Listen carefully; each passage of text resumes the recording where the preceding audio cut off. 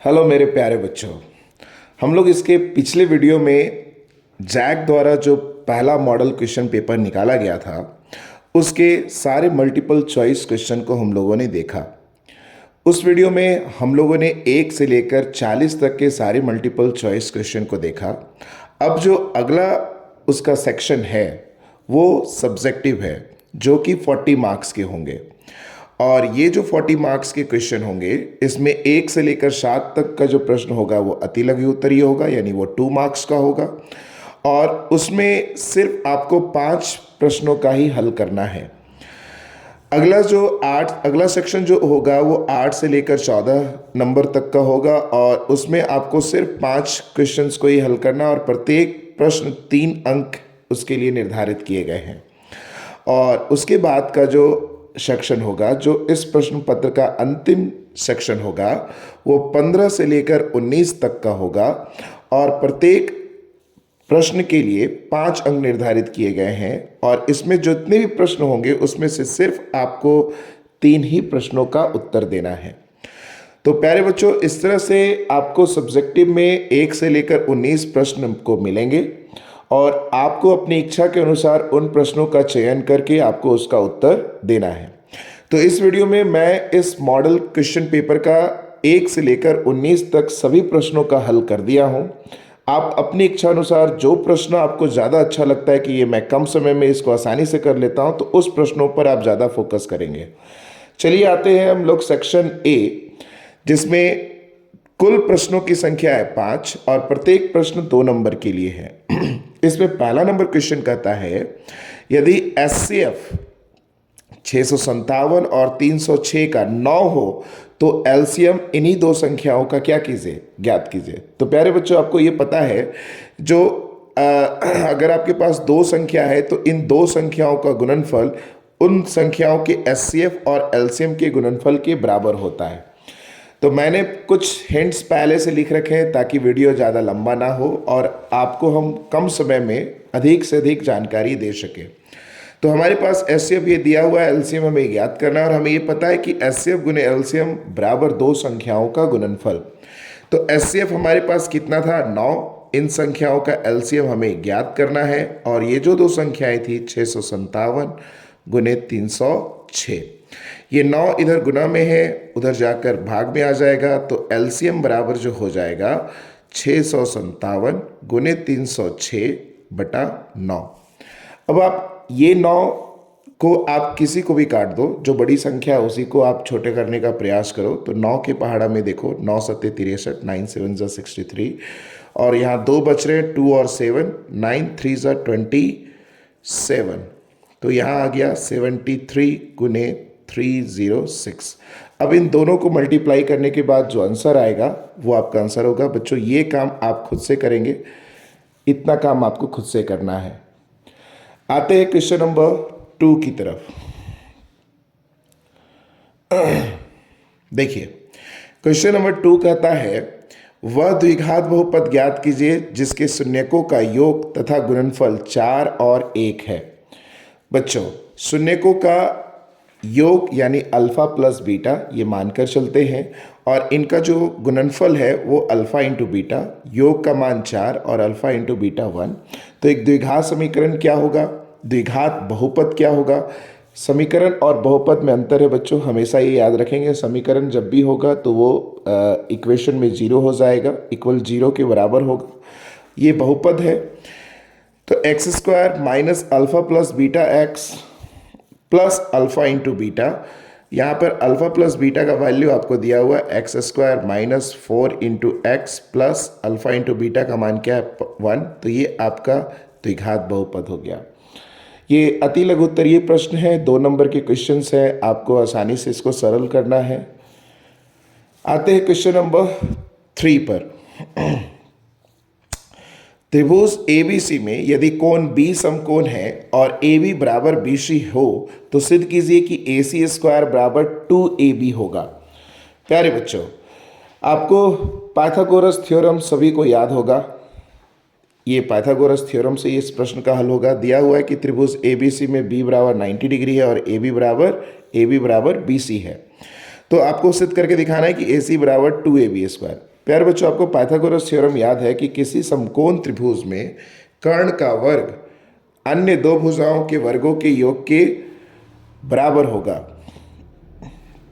कर्ण का वर्ग अन्य दो भुजाओं के वर्गों के योग के बराबर होगा। तो हम लोग क्या करेंगे, त्रिभुज ए बी सी में क्या आ जाएगा, कर्ण हो जाएगा ए सी, ए सी का वर्ग अन्य दो भुजाओं के वर्गों के योग के बराबर होगा। ये पाइथागोरस प्रमेय से।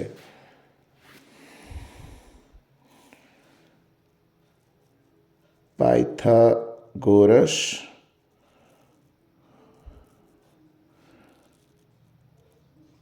प्रमेय से।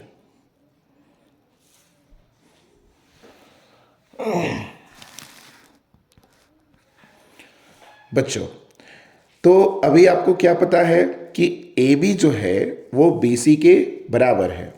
तो हम ए बी की जगह क्या लिख सकते हैं, हमें लाना क्या है, ए बी का स्क्वायर, तो ए बी को रखना होगा, बी सी को हटाना होगा।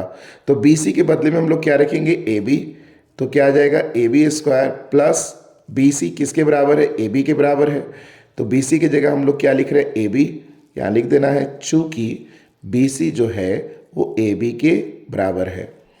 तो इस तरह से ए सी स्क्वायर बराबर ए बी और ए बी, 2ab²। यही आपको प्रूफ करके दिखाना था। उम्मीद करते हैं बच्चों ये सारे हल आपको समझ में आ रहे हैं। आते हैं क्वेश्चन नंबर 4 की तरफ।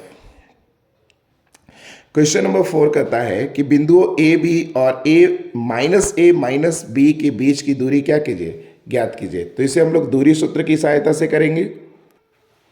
बच्चों, तो मान लेते हैं कि ये दो बिंदु है P और Q, ए है ए बी और दूसरा है -a और -b। इन दो बिंदुओं के बीच की दूरी हमें क्या करना है, ज्ञात करना है।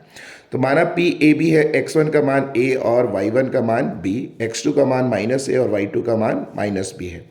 तो दूरी सूत्र हमारा क्या होता है, √x2 - x1 + y2 - y1 का होल स्क्वायर। ये ताकि हम आसानी से जल्दी से कर ले, इसलिए हम पहले से थोड़ा लिख कर रखे हैं।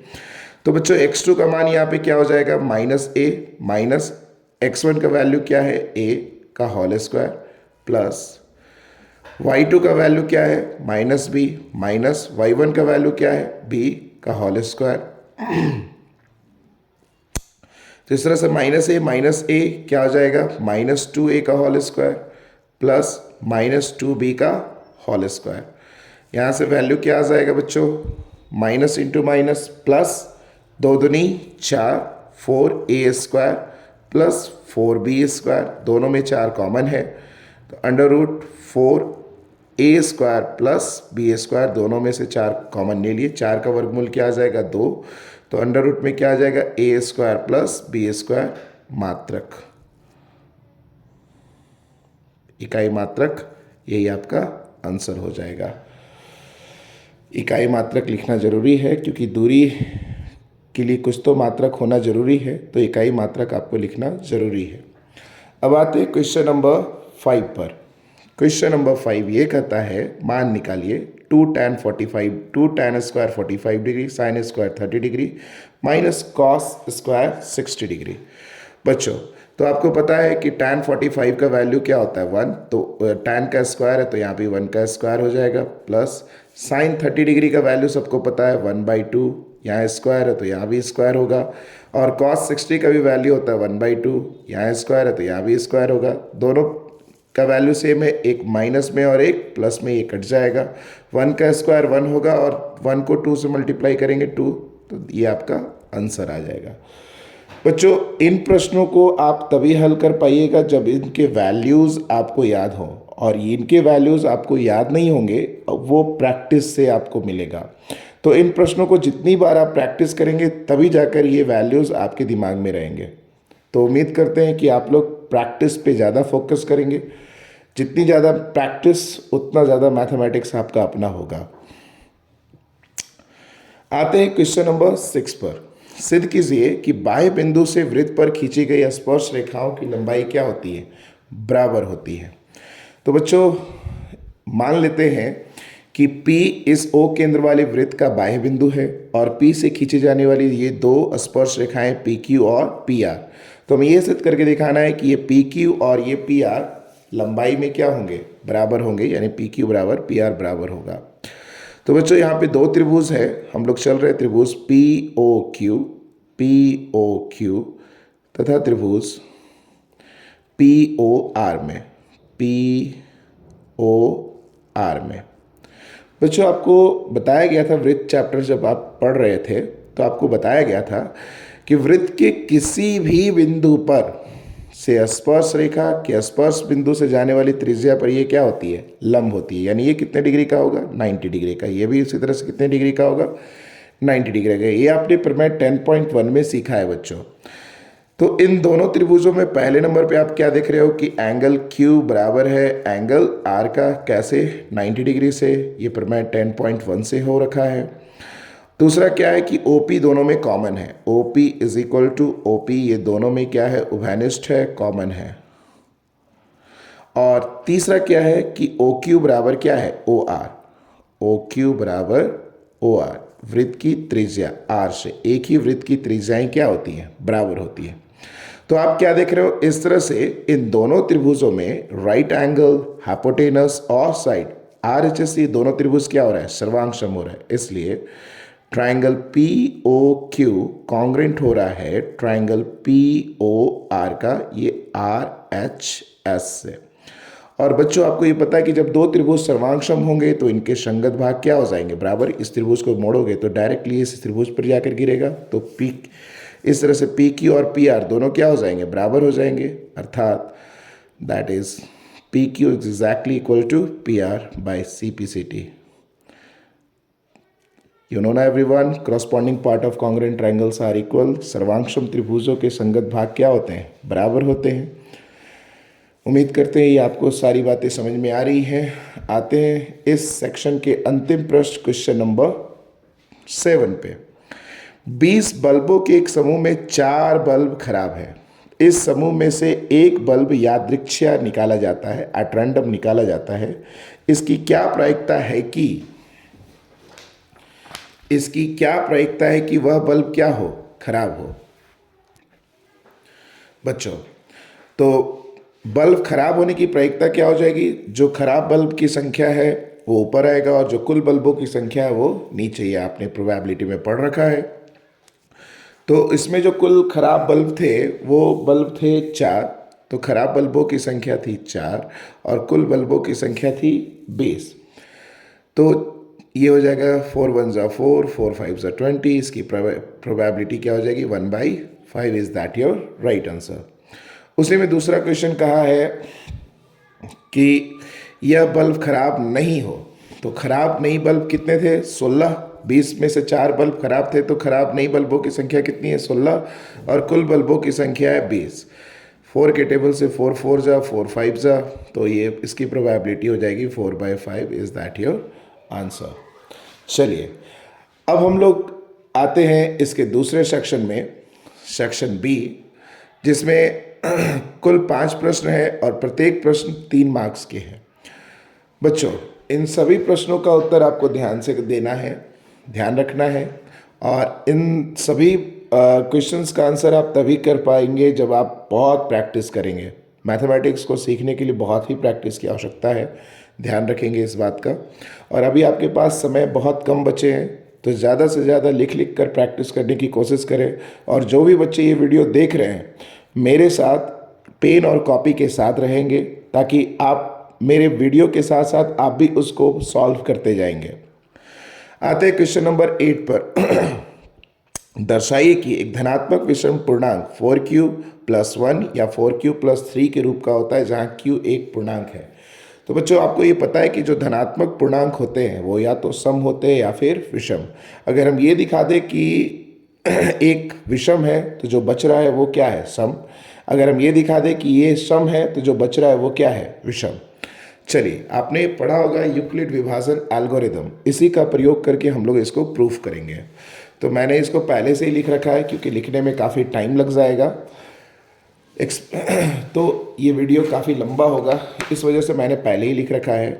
मान लिया कि कोई धनात्मक विषम पूर्णांक a है, और अगर a है तो हमें क्या प्रूफ करके दिखाना है, 4 क्यूब प्लस 1 और 4 क्यूब प्लस 3 के फॉर्म में करके दिखाना है। तो यहाँ b के प्लेस पे क्या है 4, तो b के प्लेस पे क्या आ जाएगा 4, और अगर b 4 है तो उसका संभावित शेषफल क्या हो जाएगा, यूक्लिड विभाजन प्रमेयिका से जो अगर b 4 है यानी भाजक 4 है तो उसका जो शेषफल है वो हमेशा b से क्या होगा, छोटा होगा लेकिन 0 से बड़ा होगा। तो इसके जो संभावित शेषफल है वो क्या क्या हो सकते हैं, 0 हो सकते हैं, या तो 1 हो सकते हैं, या तो 2 हो सकते हैं, या तो 3 हो सकते हैं। उससे अधिक संभव नहीं है, क्योंकि अगर आप किसी संख्या को 4 से भाग दे रहे हैं तो उसका शेषफल कभी भी 4 से बड़ा नहीं हो सकता, सदैव उससे छोटा ही होगा। तो यूक्लिड विभाजन प्रमेयिका से क्या कहा गया, a बराबर बी क्यू प्लस आर, है ना। तो a के जगह पे b के जगह पे हमारा क्या है 4, तो संख्याएं क्या क्या हो सकती है, 4 क्यू प्लस, अगर शेषफल 0 होगा तो 0, शेषफल अगर 1 होगा तो 4 क्यू प्लस 1, अगर शेषफल 2 होगा तो 4 क्यू प्लस 2, और अगर शेषफल 3 होगा तो ये हो जाएगा 4 क्यू प्लस 3। अब बच्चों यहाँ ध्यान दो कि ये 4 क्यू और 4 क्यू प्लस 2 ये दोनों संख्याएं 2 से पूर्णतः विभाजित है। तो यदि a 4 क्यू या 4 क्यू प्लस 2 के रूप में है तो वो एक सम पूर्णांक है, क्योंकि वह 2 से पूर्णतः क्या हो रहा है, विभाजित हो रहा है। और आपको ये भी पता है साथ ही कि एक धनात्मक पूर्णांक या तो सम हो सकता है या फिर विषम। इन चारों में मैंने क्या दिखा दिया कि ये सम है, तो जो बच रहा है वो क्या है, विषम है। इसलिए कोई भी धनात्मक विषम पूर्णांक 4 क्यू प्लस 1 या 4 क्यू प्लस 3 के रूप का होगा। तो इसी तरह से यहाँ पे 2 क्यू ये सिद्ध करने आ सकता है कि 2 क्यू प्लस 1 एक विषम पूर्णांक है, ये आप सिद्ध करके दिखाएंगे। या फिर 6 Q plus 1, 6 Q plus 3, 6 Q plus 5 एक धनात्मक विषम पूर्णांक है, ये आपको प्रूफ करने के लिए एग्जाम में आ सकता है। आपको सेम पैटर्न का फॉलो करना है और आपको इसका सॉल्यूशन लेना है। तो बच्चों इसके जगह पर ये 3 और क्वेश्चन है, आप उसको प्रैक्टिस कर लेंगे। आते हैं क्वेश्चन नंबर 9 की तरफ। समीकरण युग्म 2x माइनस वाई बराबर 2 और 4x माइनस वाई बराबर 4 है, और इसे आपको ग्राफीय विधि से क्या करना है, हल करना है। चलिए बच्चों समीकरण को मैंने पहले से ही लिख रखा है कि मान लेते हैं ये समीकरण आपका पहला है और ये दूसरा है। समीकरण 1 से जब चलेंगे हम तो आपको क्या करना है कि 2 चरों में से कोई एक चर को आपको LHS और एक चर को RHS में रखना है। तो देखिए हमने y को उचित समझा RHS में ले जाना है, इसलिए y को हम लेकर गए, ये माइनस में इधर आकर प्लस में, 2 इधर मल्टीप्लाई में इधर आकर डिवाइड में। अब किसी भी ग्राफीय विधि से हल करने के लिए आपको एक समीकरण का रेखा ड्रॉ करने के लिए कम से कम 2 हलों की आवश्यकता है। एटलीस्ट 2 पॉइंट्स आपको चाहिए ताकि आप एक रेखा को ड्रॉ कर सके। तो यहाँ से हम लोग कम से कम y के जगह पे वैल्यू को पुट करके x और y का कम से कम 2 वैल्यू हम लोग क्या करेंगे, फाइंड आउट करेंगे। तो देखते हैं y की जगह पे पहला वैल्यू क्या पुट करें। अगर y की जगह पे हम 0 पुट करते हैं तो x का वैल्यू क्या आ जाएगा, 2 प्लस 0/2, यानी 2 प्लस 0 करेंगे तो 2/2 यानी क्या आ जाएगा 1। तो आपने क्या देखा कि y का मान आपने 0 पुट किया तो x का वैल्यू क्या आया 1। ठीक इसी तरह से अगर हम y की जगह पे 2 पुट करते हैं, 1 भी रख सकते थे लेकिन डेसिमल में आएगा, डेसिमल में ये दर्शाना थोड़ा सा आपके लिए कठिन होगा। तो आप ऐसे वैल्यूज़ को रखिए जिसका ग्राफ आप आसानी से ड्रॉ कर सकते हैं। तो y का वैल्यू अगर हम 2 रखते हैं तो x का वैल्यू क्या आ जाएगा, 2 प्लस y के जगह पे 2 रखेंगे बाई 2, तो 2 2 4, 4/2 वी गेट वॉट 2। तो आपने y का वैल्यू 2 रखा और x का वैल्यू भी क्या मिला 2। तो इन 2 बिंदुओं की मदद से हम एक समीकरण, एक रेखा का निर्माण कर सकते हैं। आते हैं समीकरण दूसरे की तरफ। दूसरा समीकरण क्या था, 4x माइनस वाई बराबर 4।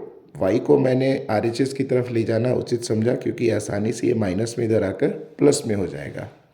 आप x को भी लेकर जा सकते हो लेकिन थोड़ा ये कॉम्प्लिकेटेड हो सकता है, तो आप सरलतम चीज़ों पर ध्यान दो, आसानी से आप जो कर सकते हो उस पर फोकस करो। तो इस तरह से ये 4 गुना में इधर आकर भाग में। अब यहाँ पर आपको y का वैल्यू पुट करना है, तो फिर से हम अगर y का वैल्यू 0 पुट करते हैं तो x का वैल्यू क्या आ जाएगा 4 प्लस 0/4, है ना बच्चों। तो 4 + 0 4, 4/4 कट करके आ जाएगा 1। तो अगर आपने y का वैल्यू 0 रखा तो x का वैल्यू क्या आया 1। सिमिलरली उसी तरह से अगर y का वैल्यू आप 4 पुट कर दो तो x बराबर क्या आ जाएगा 4, y की जगह पे 4/4, तो ये 4 4 8/4 कैंसिल होकर 2। तो आपने y के जगह पे 4 रखा और x का वैल्यू क्या मिला 2। अब इन दो बिंदुओं की मदद से आप आसानी से आप चूँकि मेरे पास ग्राफ कॉपी अभी नहीं है तो मैंने स्केल के माध्यम से ये खींच रखा है पहले से, इसी की मदद से मैं आपको खींच कर दिखाऊंगा। उतना सटीक तो इस पे नहीं आएगा लेकिन आपको ग्राफ कॉपी पे करना सीखना है। तो पहला क्या था कि x का वैल्यू 1 है तो y का वैल्यू क्या है 0, तो ये निर्देशांक यही हो जाएगा। दूसरा क्या है कि x का वैल्यू 2 से लेकर y का वैल्यू कहाँ तक जाना है 2 तक जाना है।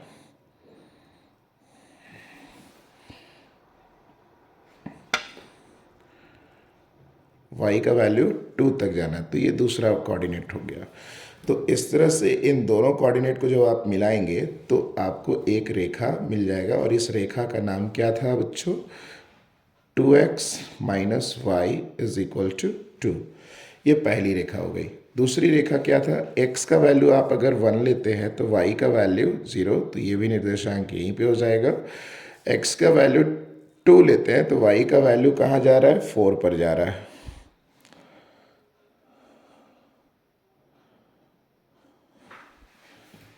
तो ये 4 पर जा रहा है।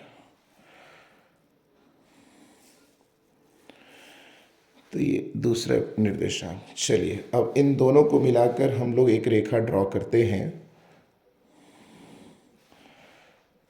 तो देख क्या रहे हैं जहाँ जो कॉमन पॉइंट है वहीं एक दूसरे को इंटरसेक्ट कर रहा है, ये इसका सॉल्यूशन हो जाएगा x का मान 1 और y का मान 0। चलिए दूसरा समीकरण क्या था 4x - y = 4। अब इसका हल क्या होगा बच्चों, तो जहाँ भी ये इंटरसेक्ट कर रहा है वहाँ से x और y पर हम लोग लंब डालेंगे। तो दोनों चूंकि x एक्सिस पे ही कट रहा है तो x का वैल्यू तो 1 है लेकिन y का वैल्यू क्या हो रहा है यहाँ से सीधे देखिए तो 0। तो ये आपका आंसर हो गया, x का वैल्यू 1 और y का वैल्यू 0। अब आपको ये चेक करना है कि ये आंसर सही है या नहीं। आप इसका मान डायरेक्टली आप अपनी इक्वेशन में पुट कीजिए और देखिए कि क्या वो समीकरण वो मान आता है या नहीं। तो चलिए x की जगह पे आप यहाँ पे 1 रखिए। तो आपका इक्वेशन क्या था 2x - y = 2, तो 2 × 1 - 2 तो y का मान क्या आना चाहिए 0। तो चलिए तो यहाँ से क्या हो जाएगा 2 - y = 2, ये माइनस में उधर जाकर प्लस में और ये प्लस में इधर आकर माइनस में, ये 2 2 कैंसिल हो गया, y का मान क्या आ गया 0। तो ये इससे ये सत्यापन हुआ कि आपका जो आंसर आया हुआ है वो बिल्कुल सही है, आपको घबराने की आवश्यकता नहीं है। तो आप जब भी अपना सॉल्यूशन निकालिए दिए गए समीकरण में उसका वैल्यू क्या कीजिए पुट कीजिए and you will get the answer. आपको पता चल जाएगा कि आपका जो हल निकला है वो सही है या नहीं। चलिए इसी श्रृंखला में हम आगे बढ़ते हैं और अब हम पहुंचते हैं क्वेश्चन नंबर 10 पर। क्वेश्चन नंबर 10 कहता है उस एपी का 31वां पद ज्ञात कीजिए जिसका 11वां पद 38 है और 16वां पद 73 है। बच्चों मैंने थोड़ा सा कैलकुलेशन कर रखा है ताकि वीडियो काफ़ी लंबा हो जाएगा, है ना। 31वां पद हमें ज्ञात करना है, 11वां पद 38 दिया हुआ है। तो आपको फॉर्मूला पता है 11 का, आपको ये फॉर्मूला पता होगा an = a + n - 1 × d। तो जो n होगा वही n यहाँ रखेंगे। तो n का मान कितना था 11, तो n का मान हम लोगों ने यहाँ पे क्या रखा है 11। तो a + n - 1 यानी 11 11 - 1 × d बराबर कितना दिया हुआ है 38।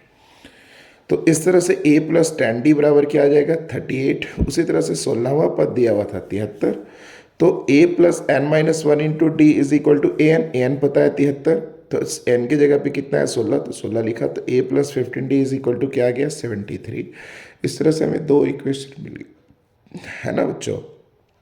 अब समीकरण 2 में से समीकरण 1 को हम क्या कर रहे हैं माइनस कर रहे हैं, तो ये ठीक दो चरों वाले रैखिक समीकरण के रूप में आ गया। तो जब भी आप घटाओगे तो इनका चिन्ह क्या हो जाएगा, बदल जाएगा। जो प्लस में वो माइनस में, जो यहाँ भी प्लस में माइनस में, ये भी प्लस में था वो माइनस में, तो ये प्लस माइनस कैंसिल हो जाएगा। 15 में से 10 जाएगा तो ये आ जाएगा 5D इक्वल टू 13 में से 8 गया 5 और 6 में से 3 गया 3। तो ये 5 5 के पहाड़ा में कटेगा 5 7 35, तो D इज इक्वल टू क्या आ गया 7। अब ये D का मान आपको समीकरण 1 में रखना है। समीकरण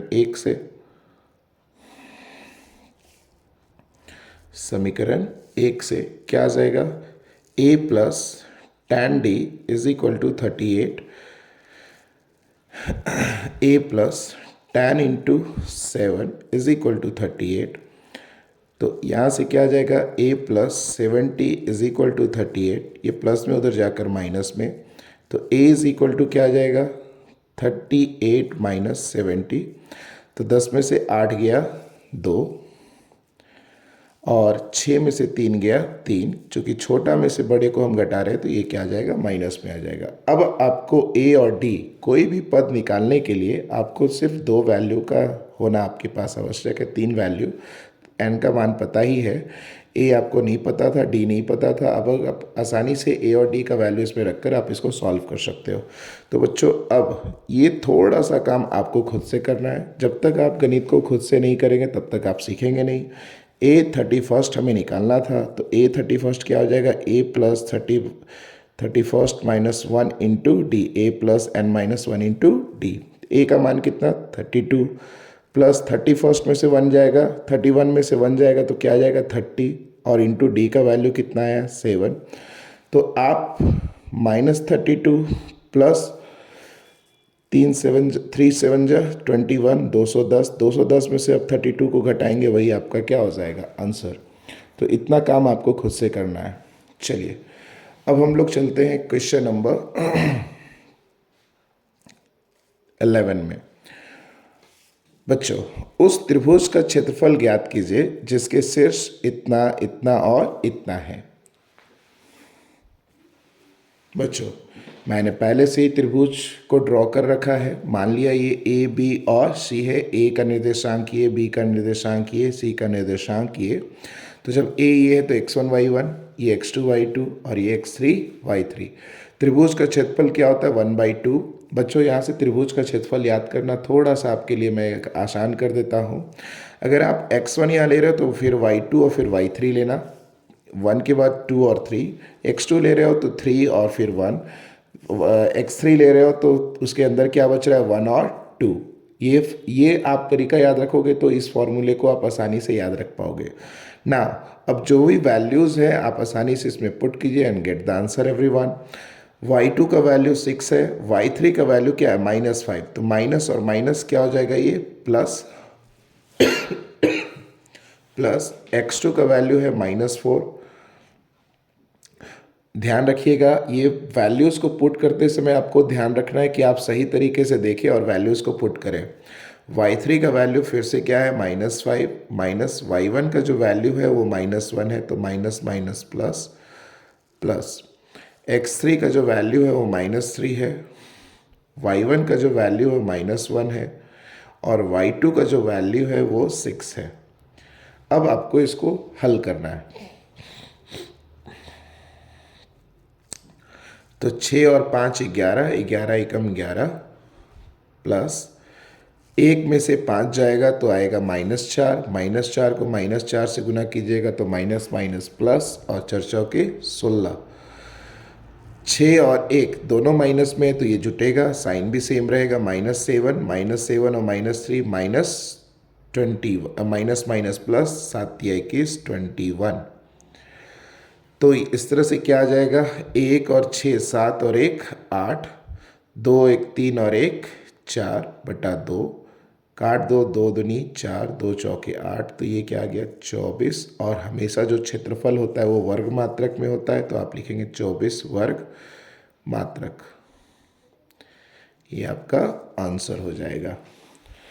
चलिए बच्चों आते हैं क्वेश्चन नंबर 12 पे। सिद्ध कीजिए कि sine A plus cosec A whole square plus cos A plus sec A whole square is equal to 7 plus tan square A plus cot square A होता है। बच्चों ये आपसे तभी सॉल्व हो पाएगा जब आपको ट्रिग्नोमेट्री के सारे फार्मूलाज याद हों।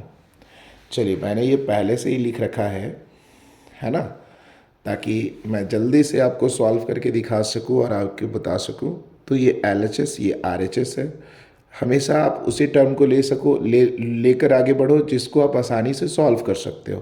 तो LHS आपको सॉल्व करना आपके लिए थोड़ा आसान है, ताकि आप RHS का सेम वैल्यू ला सको। तो बच्चों, ये a+b के होल स्क्वायर के फॉर्म में, तो इसको आप a+b के होल स्क्वायर के फॉर्म में तोड़ दीजिए। तो हो जाएगा sign square a square plus 2ab, 2 into sine a into cosec a square plus 2ab plus b की जगह पे क्या है, कॉसेक a, तो कॉसेक a का होल स्क्वायर हो जाएगा। उसी तरह से आप इसे भी तोड़ दीजिए a+b के होल स्क्वायर में, तो a स्क्वायर यानी cos square a plus 2ab, 2 into cos a into sec a plus sec square a। ठीक है मेरे प्यारे बच्चों, अब जरा ध्यान दीजिए, साइन स्क्वायर a और कॉस स्क्वायर a का वैल्यू क्या होता है, 1। स्टार्ट कीजिए, तो sine square a plus cos square a के लिए आपने क्या लिखा, 1। अब sine A into cosec A का वैल्यू क्या होगा, 1, क्योंकि आपको पता है कि साइन का जो वैल्यू होता है वो कॉसेक का जस्ट रेसिप्रोकल होता है, यानी 1/कॉसेक होगा, तो कॉसेक कॉसेक कैंसिल हो जाएगा, तो वैल्यू क्या आ जाएगा, 2। चलिए, कॉसेक स्क्वायर ए का फॉर्मूला क्या होगा, 1 प्लस कॉट स्क्वायर ए।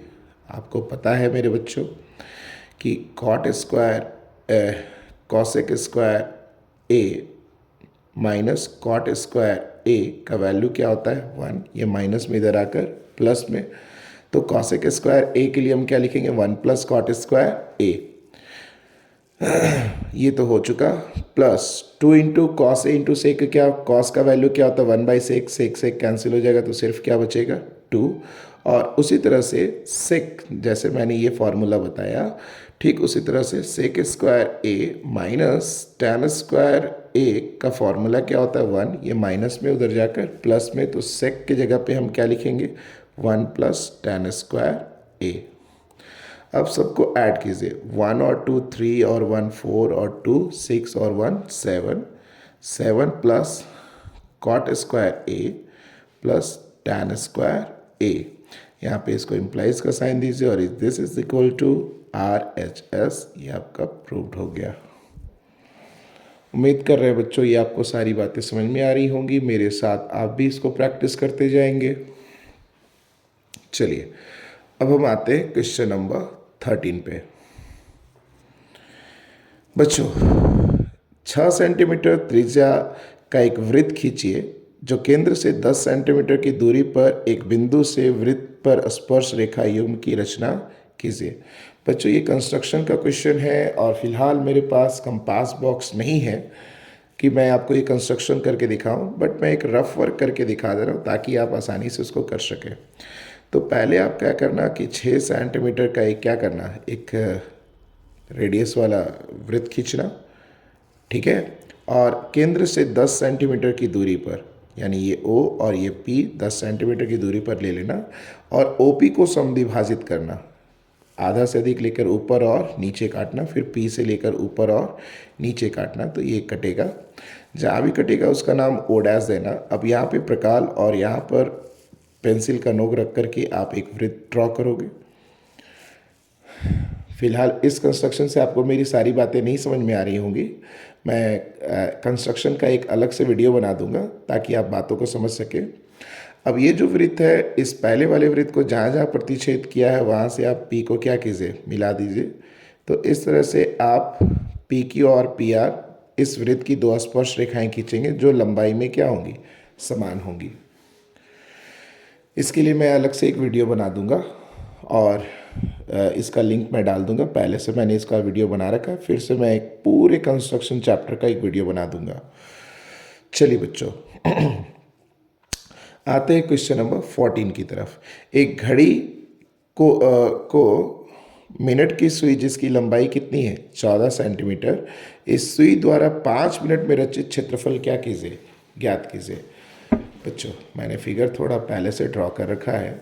जो एक घड़ी में जो मिनट की सुई है ऑलमोस्ट इसके वृत्त को टच करती है, तो इसे त्रिज्या मानकर चलते। तो मान लिया कि ये 14 सेंटीमीटर है और 5 मिनट में ये कितना घेरेगा, पूरे इस सर्कल का 12 भाग। क्योंकि देखो आप ये पूरे सर्कल को कितने भाग में बांटता है, यहाँ से तक 6 और यहाँ तक 12, तो टोटल पूरे वृत्त को ये 12 भाग में बांटता है। और आपको पता है कि पूरे वृत्त में जो ये केंद्र पर बना जो कोण होता है वो 360 डिग्री का होता है। उसको आप 12 हिस्सों में बांट दो तो 12 तिया 36, तो 5 मिनट में कितना डिग्री का कोण रचित करेगा, ये 30 डिग्री का। तो इसमें हम लोग को निकालना है क्या कि 5 मिनट में ये कितना क्षेत्रफल घेरता है। तो ये एक तरह से त्रिज्यखंड बन रहा है बच्चों। तो त्रिज्यखंड का क्षेत्रफल क्या हो जाएगा, त्रिज्यखंड का क्षेत्रफल बराबर थीटा बटा 360 गुने pi R square.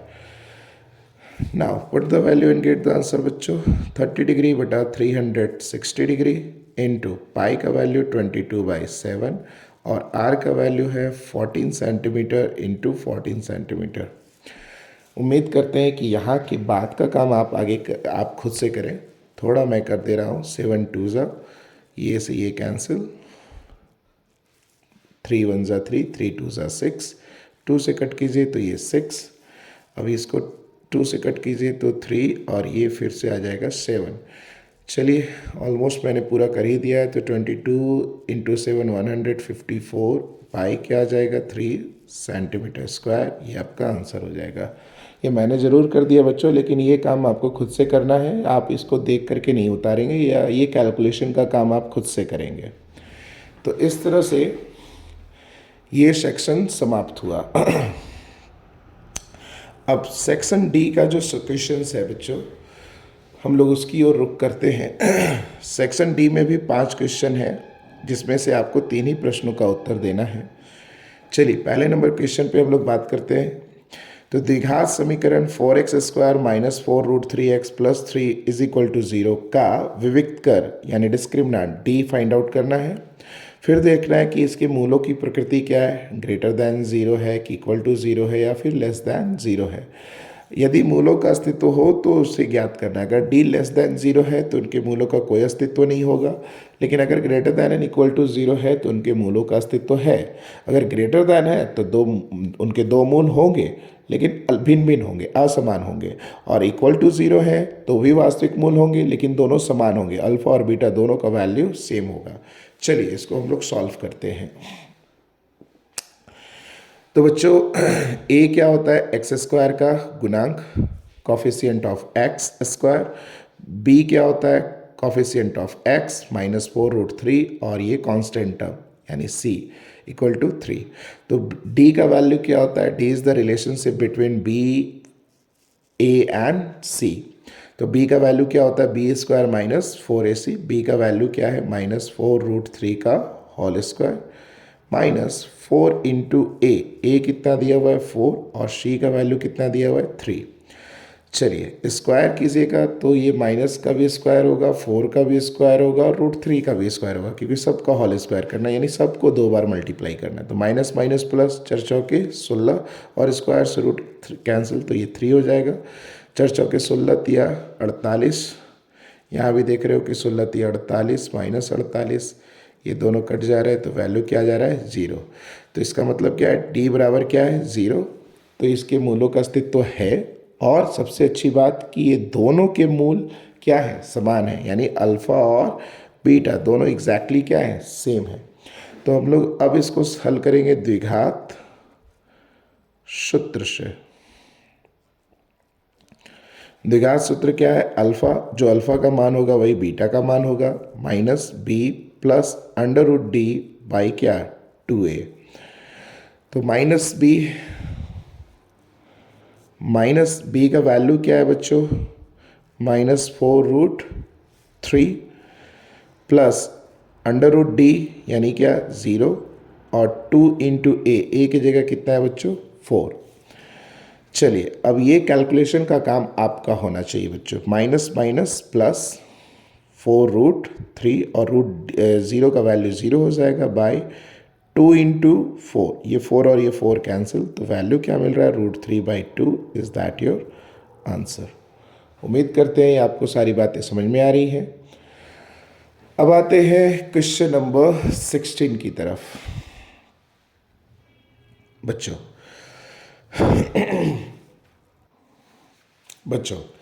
Question number 16 क्या कहता है कि सिद्ध कीजिए कि यदि किसी त्रिभुज की एक भुजा के समानांतर अन्य दो भुजाओं को भिन्न भिन्न बिंदुओं पर प्रतिच्छेद करने वाली एक रेखा उन्हें समान अनुपात में विभाजित करती है। तो बच्चों ये है आपका थेल्स प्रमेय, और एग्ज़ाम में याद रखिएगा आप, या तो थेल्स प्रमेय आएगा, या तो थेल्स प्रमेय का विलोम आएगा, या तो पाइथागोरस प्रमेय आएगा, या तो पाइथागोरस प्रमेय का विलोम आएगा। इस तरह से एक दो और प्रमेय हैं। तो ये 5-6 प्रमेय को आप बहुत अच्छे से पढ़ जाइए, उसको बार बार रिवाइज कीजिए, और ये सब क्वेश्चन 100% आपको एग्ज़ाम में आने वाले हैं। आइए इसके सॉल्यूशन की तरफ हम लोग बढ़ते हैं। तो मैंने थोड़ा सा कुछ फिगर वर्क कर रखा है ताकि मैं जल्दी से कम समय में आपको अधिक से अधिक बातें बता सकूं। देखिए, मान लिया कि ये त्रिभुज ABC है और इसमें ये PQ एक ऐसी रेखा है जो इस दो रेखाओं को दो भिन्न भिन्न बिंदुओं पर क्या करती है, प्रतिच्छेद करती है। और ये जो रेखा है वो BC के क्या है, समानांतर है। तो इन दो रेखाओं को वह एक ही अनुपात में क्या करेगी, विभाजित करेगी। अगर ये PQ BC के समानांतर है तो, है ना। तो हमें ये सिद्ध करके दिखाना है कि AP/BP, AP/PB equal to AQ/QC है। ये हमें सिद्ध करके दिखाना है। तो इसे सिद्ध करने के लिए हमने थोड़ी रचना कर रखी है। बच्चों ये थेल्स प्रमेय को मैंने भी पहले भी वीडियो में यूट्यूब पे अपलोड कर रखा है, उसको भी आप जाकर देख सकते हो। फिलहाल मैं फिर अभी कर दे रहा हूँ कि Q से M मैंने परपेंडिकुलर डाला AB, PN परपेंडिकुलर डाला है AC, B से Q को मिलाया और C से P को मिलाया। चलिए बच्चों, तो हम लोग क्या देख रहे हैं, त्रिभुज APQ में ध्यान दोगे, हम लोग किन किन दो त्रिभुजों में चल रहे हैं, APQ और BPQ में चल रहे हैं। इन दोनों त्रिभुजों में हम लोग क्या देख रहे हैं, इनका क्षेत्रफल ज्ञात कर रहे हैं। तो त्रिभुज का क्षेत्रफल क्या होता है, 1/2 आधार गुने ऊंचाई। तो अगर आधार हम AP लेकर चल रहे हैं तो इसकी ऊंचाई क्या लेकर चलेंगे, QM। ठीक है मेरे बच्चों। अब हम इस त्रिभुज की बात कर रहे हैं, तो इस त्रिभुज को हम थोड़ा बाहर निकाल ले रहे हैं। तो ये त्रिभुज कुछ ऐसा है, यहाँ पे ये P यहाँ पे है, ये B यहाँ पे है और ये Q यहाँ पे है। तो बच्चों अगर यहाँ से यहाँ तक तो हम लोग परपेंडिकुलर नहीं खींच सकते, इसको हम लोग सीधे ये गिराएंगे। तो इसको आगे बढ़ाने पर ये कहाँ मिल रहा है, M पर। देखिए ये कहाँ मिल रहा है, M पर, यानी इस त्रिभुज की ऊंचाई भी क्या हो गई, QM, है ना। तो इस त्रिभुज का आधार क्या आ जा रहा है, PB, और इस त्रिभुज की ऊंचाई भी क्या जा रहा है, QM, क्योंकि ऊंचाई तो हम लोग सीधे डालेंगे। तो इसको आगे बढ़ाएं तो इस शीर्ष और इसके आधार के बीच का जो लंबवत ऊंचाई है वो क्या है, QM है। तो ये मिल गया QM। ये QM कैंसिल, हाफ और हाफ कैंसिल, तो मान क्या मिल गया हम लोगों को, AP/PB। इस तरह से ये हमारा पहला समीकरण हो गया। ठीक इसी प्रकार से हम लोग चलेंगे इस साइड से, area of triangle APQ upon area of triangle CQC, इधर से लेकर चल रहे थे ना, तो PBQ लेकर चले थे, PCQ, त्रिभुज PCQ में चलेंगे। तो क्या हो जाएगा बच्चों, 1/2। अब आधार ये लेकर चल रहे हैं तो इसकी ऊंचाई ये हो जाएगी, है ना। तो ऊंचाई क्या हो जाएगा बच्चों, पहले आधार AQ और इसकी ऊंचाई क्या हो जाएगी, PN। अब इस त्रिभुज के लिए तो बच्चों देखो, इस त्रिभुज का भी ऊंचाई क्या, इसको आगे बढ़ाएंगे तो यही ऊंचाई मिलेगा हम लोगों को। इसका आधार क्या है, QC, और इसकी ऊंचाई क्या मिल जाएगी, PN। तो ये PN कैंसिल, हाफ और हाफ कैंसिल, तो क्या मिल जाएगा, AQ/QC। ये आपका हो जाएगा समीकरण 2। अब बच्चों क्लास 9th में आपने एक थ्योरम सीखा था, याद होना चाहिए आपको, कि यदि ये दो त्रिभुज देख रहे हो ना, PBQ और PCQ, एक ही आधार PQ और एक ही समांतर रेखाओं के बीच स्थित है। तो जब दो त्रिभुज एक ही आधार और एक ही समांतर रेखाओं के बीच स्थित हो तो क्षेत्रफल में क्या होते हैं, बराबर होते हैं। तो लिखोगे आप, चूंकि त्रिभुज पी बी क्यू तथा त्रिभुज पी सी क्यू एक ही आधार क्या है दोनों का, पी क्यू, तथा एक ही समांतर रेखाएं, कौन कौन, पी क्यू और बी सी, पी क्यू और बी सी के बीच स्थित है। Yes everyone. इसलिए area of triangle P B Q is exactly equal to area of triangle P C Q. ये हो जाएगा बच्चों।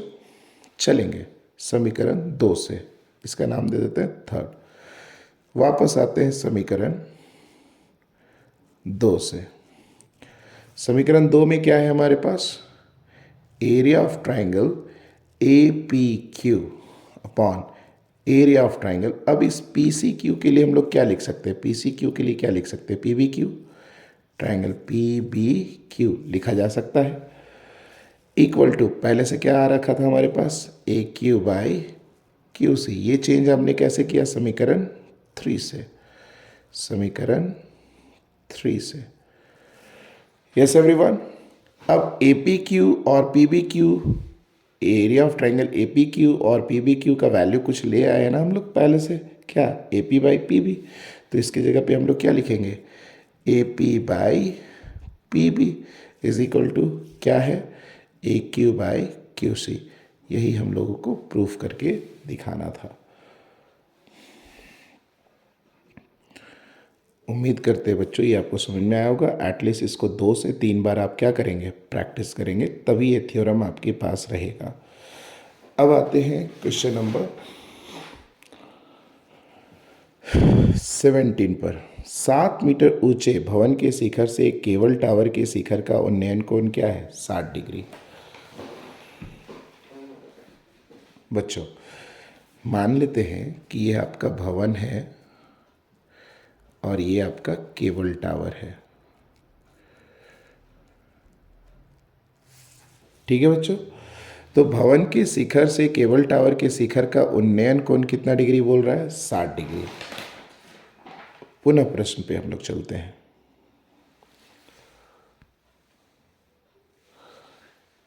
क्या कहता है कि इसके पाद का अवनमन कोण 45 डिग्री है ना। यानी यहाँ इसके शिखर से इसका केबल टावर के पाद का अवनमन कोण कितना है, 45 डिग्री। ये 45 डिग्री का है। तो टावर की ऊंचाई क्या करनी है, ज्ञात करनी है। तो ये केबल टावर की ऊंचाई हमें ज्ञात करनी है और हम लोगों को भवन का ऊंचाई दिया हुआ है। ये ऊंचाई है हमारे पास कितना, 7 मीटर। यस बच्चों। तो मानकर चलते ये दोनों रेखाएं एक दूसरे के समानांतर है, ये एक तिर्यक रेखा है, तो एकांतर अंतःकोण क्या होते हैं, बराबर होते हैं। तो ये भी 45 डिग्री। तो ये ऊंचाई, ये केबल टावर की ऊंचाई हमें क्या करनी है, ज्ञात करनी है। तो मान लेते हैं कि ए बी मेरा केबल टावर है और पी क्यू मेरा ए बी मेरे भवन की ऊंचाई है और पी क्यू मेरा केबल टावर है। तो इनके बीच की दूरी बी क्यू और ये मान के चलते आर। सबसे पहले हम लोग मूव करेंगे ट्राइंगल ए बी क्यू में। बच्चों हाइट एंड डिस्टेंस क्वेश्चन को सॉल्व करने के समय आपको ये ध्यान रखना है कि हम क्वेश्चन को एटलीस्ट 2 से 3 बार पढ़ें और उसके अकॉर्डिंग फिगर को ड्रॉ कर सकें। चलिए तो हम लोग चलते हैं ट्राइंगल ए बी क्यू में। यहाँ पे रिलेशन किसका किसका बन रहा है, लंब और आधार का। लंब और आधार का रिलेशन कौन देता है, टैन। तो हम लोग टैन को लेकर चलेंगे। Tan 45 degree is equal to A B by B Q. तो टैन 45 का वैल्यू क्या होता है, 1। ए बी का वैल्यू हमारे पास पता है 7 metre by B Q. Cross multiply कीजिए तो बी क्यू वन जा B Q is equal to क्या आ जाएगा 7 मीटर, यानी ये 7 मीटर तो इसके सामने का ये भी 7 मीटर, क्योंकि एक आयत का निर्माण कर रहा है। चलेंगे अब त्रिभुज ए पी आर में, त्रिभुज ए पी आर में, in triangle A P R. बच्चों क्या आ जाएगा बताइए, यहाँ भी tan 60 degree is equal to P R by A R, P R by A R. तो tan 60 का जो वैल्यू होगा वो हो जाएगा √3, और पी आर हमें निकालना है और ए आर का वैल्यू दिया हुआ है 7 मीटर। तो ये भागा में इधर आकर गुना में, तो पी आर का जो वैल्यू आ जाएगा, पी आर का जो ये भागा इधर आकर गुना में, तो पी आर का जो वैल्यू आ जाएगा 7√3 मीटर। अब आपके जो केबल टावर, ये आ गया आपका 7√3 मीटर। जो आपका केबल टावर है वो पी आर प्लस क्या है, क्यू आर है। तो पी क्यू जो कि आपके केबल टावर की ऊंचाई है, ये मिलेगा जब आप P R plus R Q करते हैं। तो पी आर का वैल्यू कितना आ गया है 7√3 मीटर, और आर क्यू का वैल्यू वही होगा जो ए बी का वैल्यू होगा, यानी 7 मीटर। इन दोनों में कॉमन क्या है 7, 7 को आप कॉमन ले तो यहाँ बच रहा है √3 और यहाँ 1 मीटर, ये आपका हो जाएगा आंसर। यानी एक केबल टावर की ऊंचाई कितनी हो जाएगी 7√3 + 1 metre, is that your answer. चलिए अब हम लोग आते हैं क्वेश्चन नंबर 18 पर। इस मॉडल सेट का ये सेकेंड लास्ट क्वेश्चन है। पानी पीने वाला एक ग्लास 14 सेंटीमीटर ऊंचाई वाले एक शंकु के छिन्नक का आकार का है। दोनों वृत्ताकार सिरों का व्यास 14 सेंटीमीटर और 2 सेंटीमीटर है। एक ग्लास की धारिता क्या करनी है, ज्ञात करनी है। बच्चों ये मैंने ऑलरेडी पहले से ड्रॉ कर रखा है। तो ये ग्लास है जिसका नीचे का तल्ली ये है और ऊपर से ये खुला हुआ है। इसके ऊपर की त्रिज्या R1 और नीचे की त्रिज्या R2 और इनके बीच की ऊंचाई क्या है, h है। तो D1 कितना दिया हुआ था 14 सेंटीमीटर, R1 क्या हो जाएगा इस 14 का हाफ यानी 7 सेंटीमीटर, D2 यानी नीचे का ये 2 सेंटीमीटर, 2 का रेडियस क्या हो जाएगा, 2 को 2 से भाग दोगे तो ये 1 सेंटीमीटर, ये आपकी त्रिज्या हो जाएगी। और इनके बीच की जो ऊंचाई है वो 14 सेंटीमीटर। बच्चों ये एक शंकु के छिन्नक है, ये शंकु का छिन्नक के आकार का है और शंकु के छिन्नक का जो आयतन होता है 1/3 पाई R1 का स्क्वायर प्लस R2 का square plus R1 into R2 into H। इस फॉर्मूला में दिए गए सारे वैल्यूज़ को पुट कीजिए and you will get the answer. तो क्या आ जाएगा 1/3 22/7, R1 का वैल्यू कितना है 7 सेंटीमीटर का होल स्क्वायर प्लस R2 का वैल्यू कितना है 1 सेंटीमीटर का whole square plus R1 into R2 7 centimetre into 1 centimetre bracket close, और हाइट कितना था 14 सेंटीमीटर। तो ये 7 2 ज़ा 14, और उम्मीद करते हैं कि इसके आगे का काम आप कर सकते हैं। तो 22 दूनी 44/3 7 49 centimetre square plus 1 centimetre square, यहाँ भी ये सेंटीमीटर में आएगा, प्लस 7 एकम 7 सेंटीमीटर।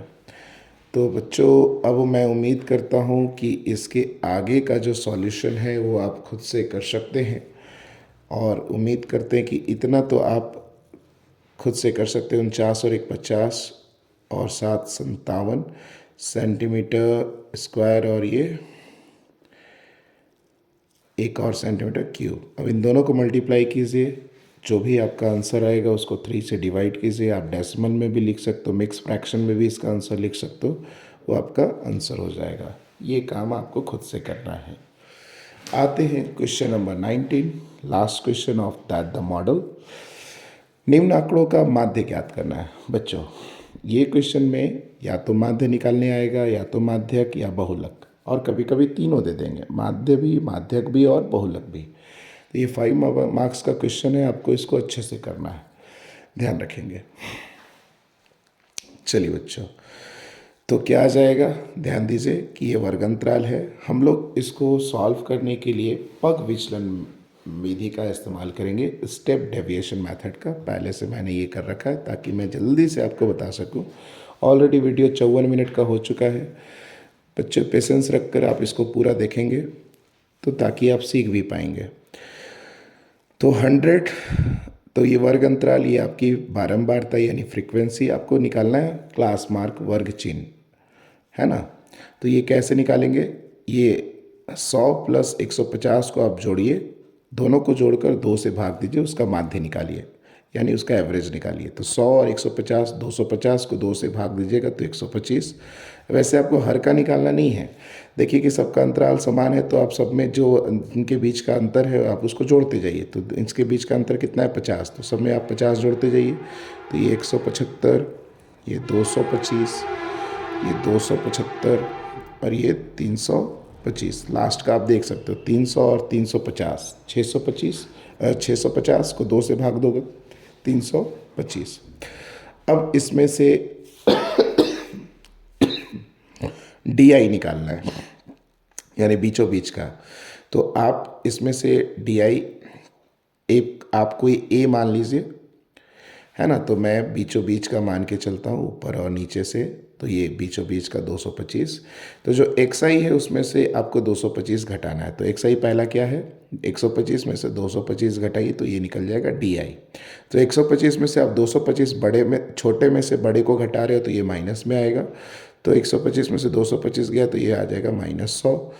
यहाँ से आ जाएगा -50, ये 0। अब यहाँ से आ जाएगा आपका 50 और यहाँ से आ जाएगा 325 में से 225 घटाओगे तो 100। ये मैं ऐसा क्यों कर रहा हूँ, ताकि मैं इसको और छोटा से छोटा कर सकूँ ताकि मेरा कैलकुलेशन आसान हो सके। अब UI क्या हो जाएगा, जो DI आपने निकाला है ना, ये आपका DI है, उसको आपको वर्ग अंतराल से भाग दे देना है। तो इनके बीच का वर्ग अंतराल की माप क्या है, 50। तो सबको 50 से भाग दीजिए। तो 100 को आप 50 से भाग दोगे तो -2, ये -1, 0, 1 और ये 2। 100 को 50 से भाग दोगे तो 2। अब FI को UI से गुना करना है। तो देखो अब ये और ये गुना करना हमारे लिए आसान हो गया, इसीलिए मैंने ये किया था। अगर आपको FI इंटू XI करना था, ये से ये गुना करना था, थोड़ा सा मुश्किल होता और ये टाइम लेता। ये देखिए आप आसानी से हो गया, इसीलिए हम लोग पग विचलन विधि का इस्तेमाल कर रहे हैं। तो 4 2 -8, 5 12 0, 2 1 2 और 2 2 4। तो अब यहाँ से निकालिए summation of FI into UI का वैल्यू। तो 4 2 6 और 8 5 13, तो ये -13 और +6, तो वैल्यू क्या जा रहा है, -7। अब वैल्यू को इसमें क्या करना है, पुट करना है। जो आपने A घटाया था आपको ये जोड़ना है, summation of FI into UI को समेशन ऑफ FI से भाग देना है, और जो आपने अंतराल से भाग दिया था उसको को गुना करना है। तो आपने A क्या घटाया था, 225, तो 225 आपको यहाँ पे ऐड करना है, plus summation of FI into UI क्या है, -7, और समेशन ऑफ FI क्या है, 25, और ये कितना है, 50। तो 25 दूनी 50, 225, 7 दूनी 14, -14, तो 5 में से 1 गया, 5 में से 4 गया 1, 2 में से 1 गया 1, 211, ये आपका आंसर हो गया। तो बच्चों वीडियो को आप एटलीस्ट 2 बार देखिए और हर एक प्रश्न को कम से कम 2 से 3 बार सॉल्व कीजिए, तब जाकर आप इस मॉडल क्वेश्चन को आसानी से समझ सकते हैं। और आने वाली परीक्षा में इससे कम से कम 50% क्वेश्चंस जरूर होंगे बच्चों, और यही पैटर्न आपका होगा। सो वीडियो को पूरा देखने के लिए थैंक यू। उम्मीद करते हैं कि आप उन ज़रूरतमंद लोगों को पहुंचाएंगे। ये आप देख रहे हैं कि मुझे बनाने में कितना मेहनत लगा, तो आप उन बच्चों को भी ये ज़रूर शेयर कीजिए, फॉरवर्ड कीजिए, ताकि वो इनका बेनिफिट ले सके। वीडियो को पूरा देखने के लिए थैंक यू। अच्छा लगा तो ज़रूर इसको लाइक और सब्सक्राइब कर दे बच्चों। Thank you so much.